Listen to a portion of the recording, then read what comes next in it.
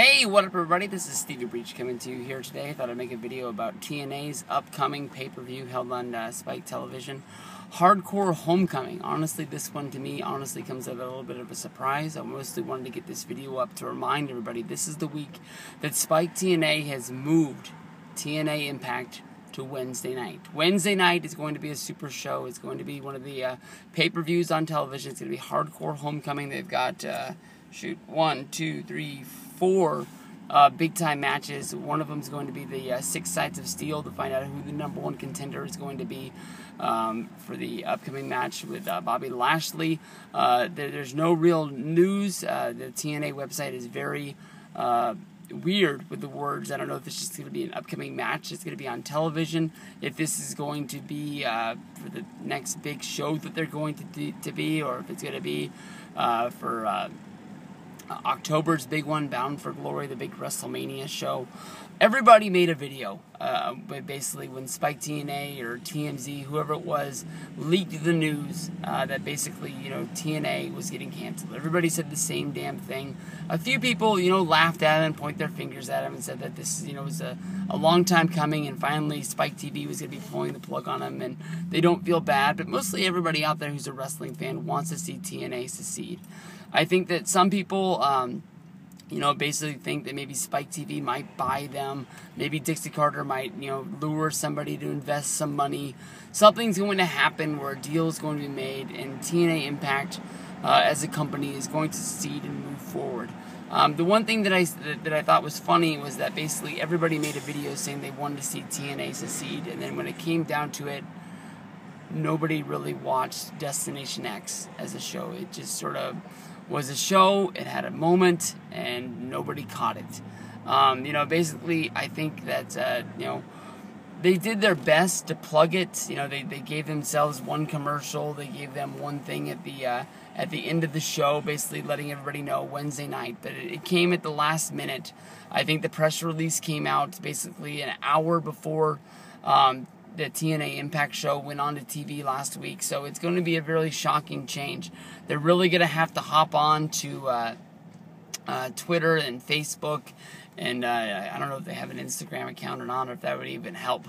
But basically, they need to plug it in everybody's minds to let them know Wednesday is going to be the night this week. It's going to be hard. It's going to be stressful. I think that definitely, if they would have not done Hardcore, or is it hard? I keep on wanting to call it Hardcore Homecoming. It's Hardcore Justice. If they wouldn't have done Hardcore Justice as the lead-off show from these tapings, then I think it would have caught on and been a little bit more catchy. Especially with the time change, it's going to be a little weird. But they've got Bram versus Abyss in the Stairway to Janice match, which is going to be a ladder match, of course, with Janice, the barbed wire bat at the top of the thing. They've got Samoa Joe against Loki, two of the big stars from the last set of tapings, going at it one-on-one for the TNA X Division Championship.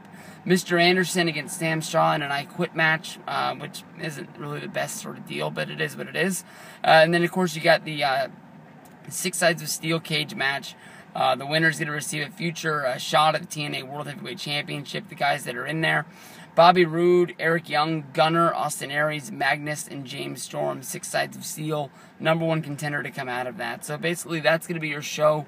Honestly, I don't know. My words are hard to come out of it. It's not the best show. I mean, if it was on pay-per-view, you definitely probably more than likely wouldn't order this. But for an episode of TNA Impact, if they're going to deliver what they say they're going to deliver, not be like the No Surrender show they did a few months back, where basically they promised us a whole bunch of matches and then basically told us to come back next week to get the second set of those matches.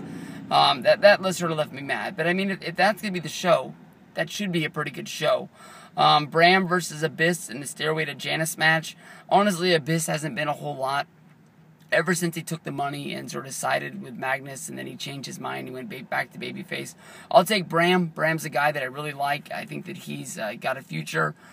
somewhere. You know, he went through NXT. He was going to be one of their stars, and then he got into some trouble on the side. So TNA was able to pick him up, and I think that he is a bright young spot for the upcoming future. I'll take Bram to win this match. Samoa Joe and Loki in the singles match. I don't really know what kind of a deal Loki has. I don't know if he's just doing the TNA tapings to sort of bring them sort of a big name from the past that a lot of people would want to see, or if he's actually going to be with them for the foreseeable future. So I don't really see them putting the X Division Championship on Loki. I'll take Samoa Joe to get the win. Awesome to be picking his name in a match that really matters for the second show in a row. Mr. Anderson against Sam Shaw in an I Quit match. I'm sort of lost about how this came to be. I'll be one of those people who admits that he's guilty of not watching that last show last week, but I thought Sam Shaw was a good guy, and I thought Mr. Anderson was too. I thought that basically Mr. Anderson had forgiven Sam Shaw when he come back with Gunner from the psychiatric ward, and I thought that they were on the same page, but I'll take Mr. Anderson to beat Sam Shaw in an I Quit match any day of the week.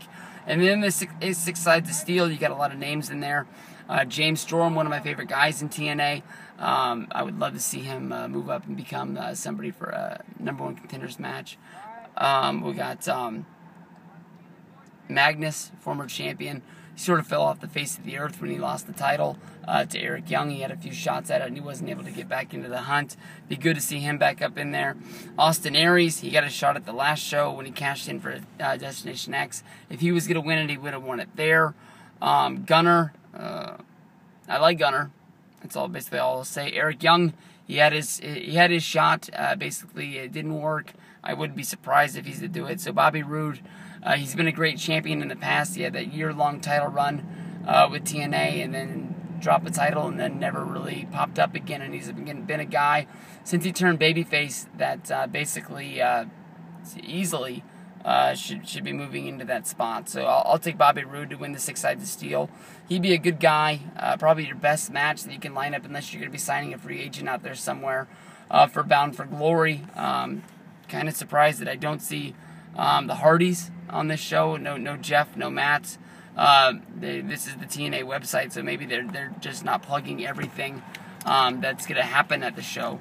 But I know that they have an upcoming match against the Dudleys. That's one of the highlights from these set of shows. The Hardys versus the Dudleys, and we'll have to see what happens from there. So it is what it is. It's going to be on Wednesday, Spike TV. Same time as normal, just basically going to be one other show. So peace out, everybody. Have a good day. TNA Impact Wednesdays on Spike TV.